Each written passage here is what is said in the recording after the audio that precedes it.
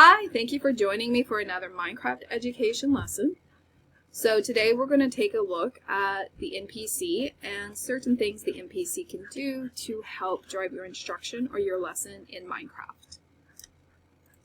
So the first thing you want to do is get your NPC spawn egg. So you'll hit E for your inventory, type in NPC, and you're going to see NPC spawn egg. This allows you to place them. Now, if you are not in World Builder mode, you cannot place them. So, for example, I cannot put them anywhere. Nor can you hurt them or destroy them unless you're in World Builder mode. So, to enter World Builder mode, you're going to hit Enter or T on your keyboard, \WB, and now it's going to switch to true, which means it's on. Now, I can place my NPC. You can also take them down. But I'm going to place 2 and just kind of give you an example of what I do in my classes. One of my popular NPCs I create, and my students refer to them quite often, is Ivy. Now, an NPC may be here just to say hello, how are you?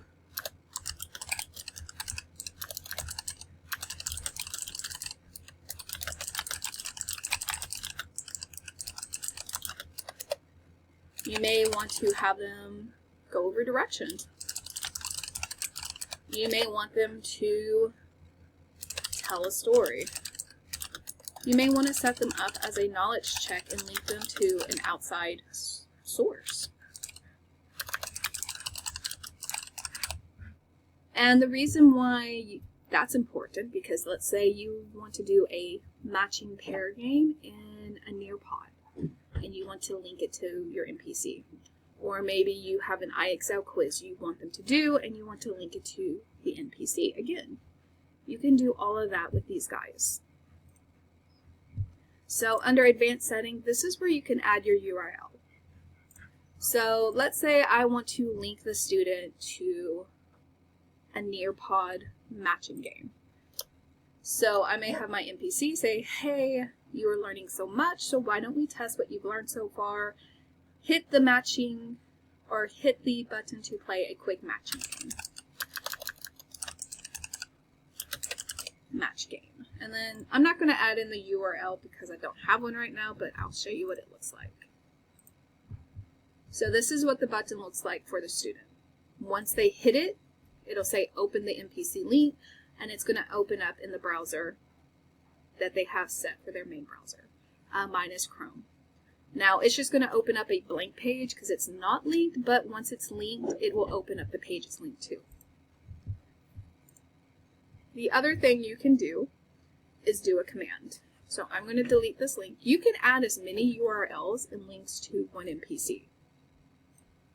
But just to keep it kind of clean, I'm going to hit Add Command. And let's say you want to give something to the student. So let's say I want this guy to give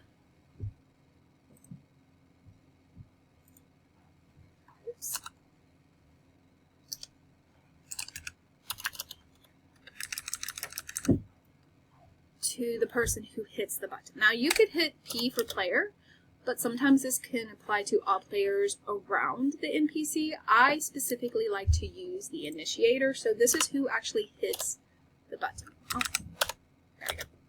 So I'm going to aim this at the initiator. How do I spell that again? Initiator. I think that's right.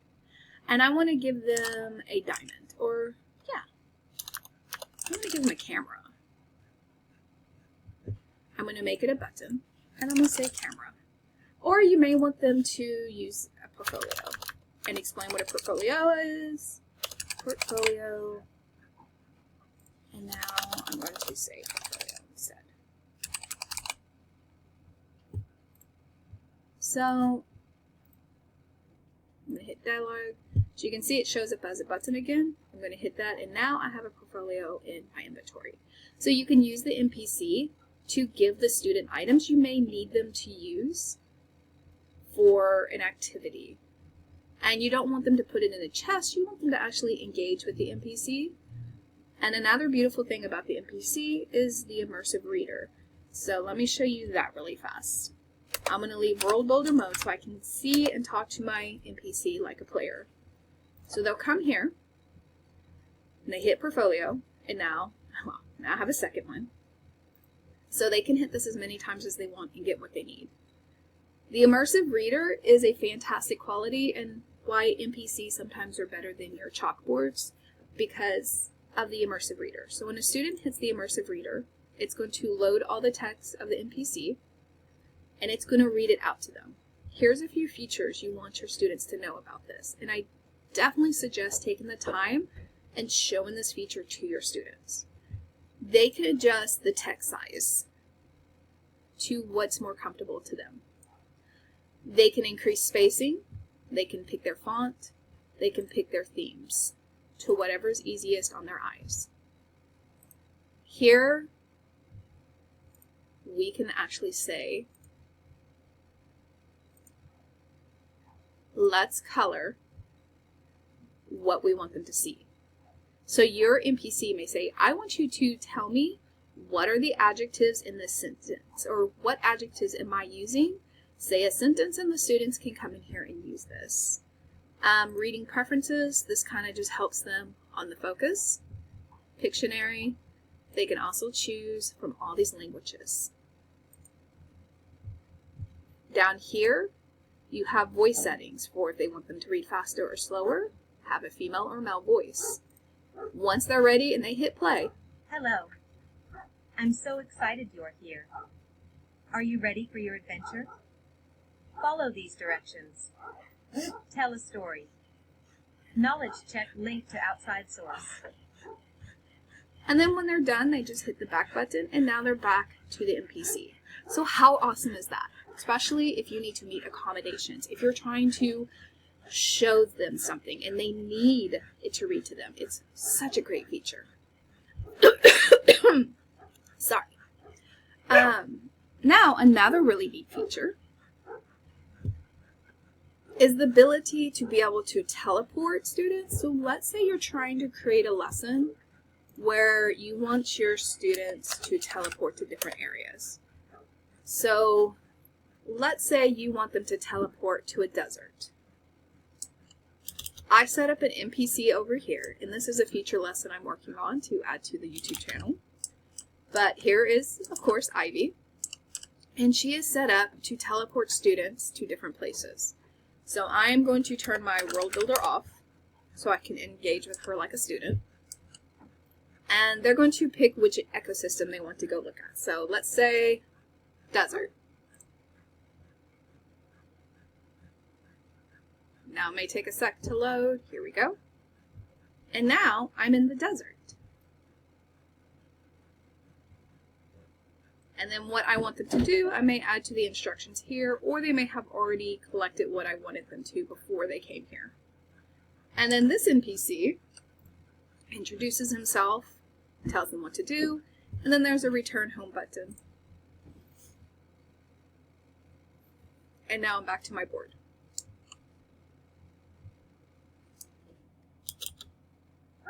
So a way that you do that is you find the locations that you want to go to. Write down the coordinates. As you can see, I have my coordinates on so I can see exactly where I'm at, because this map I'm using for specific locations. For landforms, for ecosystems, and I want to be able to teleport students there. To turn your coordinates off and on, you're going to go into your settings.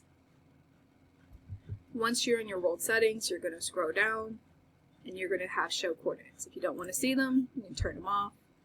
If you want to see them, show coordinates, just turn them on. You can also teleport to different coordinates. So I want to teleport back here after I explore. So I'm going to say negative 5,767. Definitely keep a notepad with you to write these numbers down so you don't forget, and probably briefly say where you want to go. So I want to be able to teleport my students to this cherry biome. So let me get over here real quick.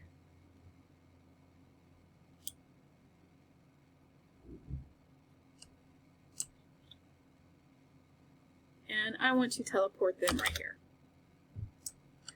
So this is where I want them to spawn, and I'm going to write these coordinates down. So that's negative 5,856, 106, 3,960. Just a rundown of these numbers. The first number and the last number are going side to side, back and forth. The middle number is going up and down. So if you want them to go high and you're like on a mountain, if you want them to go low, like at sea level, pay attention to that number. So now that I have that down, and double check my coordinates, I'm going to teleport back to where I was, instead of me trying to fly over there. So to teleport to certain destinations, you just punch in the coordinate that you want to go into. Did I do that right? No. 7, 9. So now I am back with these deers. But I want my students to go to, I'm going to use this one. Oh, I need to go into world builder mode. And I'm going to put this one as cherry. Let's just make it this one.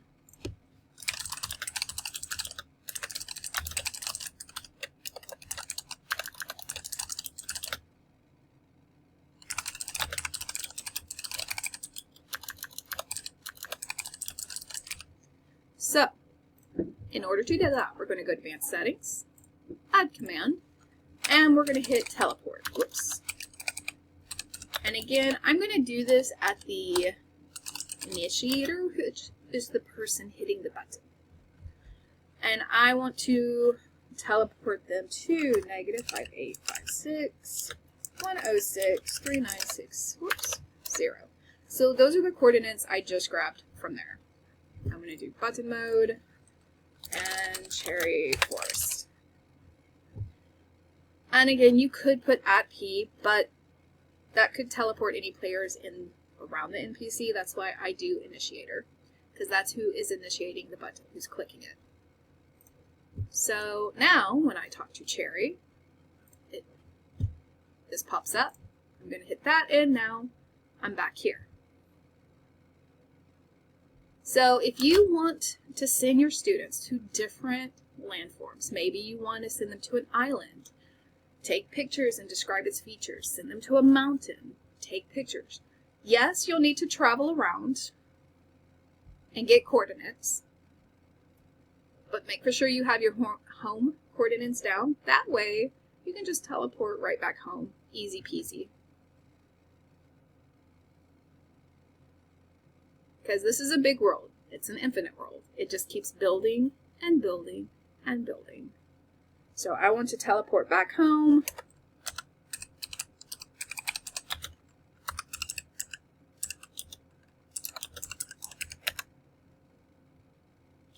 And it makes traveling way easier too, especially when you're teleporting. So you can set up an NPC for that. And then here is another popular NPC I like to make. My help bot. So every lesson I create a help bot. I may call them AI bot, I may call them specialized bot for whatever topic they are. I'll tell them, hey,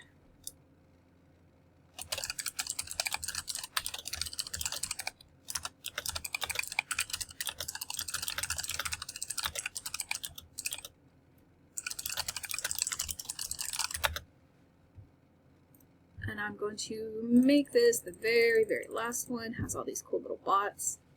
I like the yellow and I like the smiley face one. It just kind of depends in the background. So I'm going to use smiley face one for now. Advanced settings, and I'm going to connect this deer to School AI. Let's see. And then I'm probably going to link this to the School AI website, just because School AI, when students click it and I create the space for the specific lesson, you can track what student entered the chat with the bot, what questions they are asking, what they're needing help with. So it also helps you determine what you may need to do to help support the student. So that is why I use School AI. And it is free to teachers.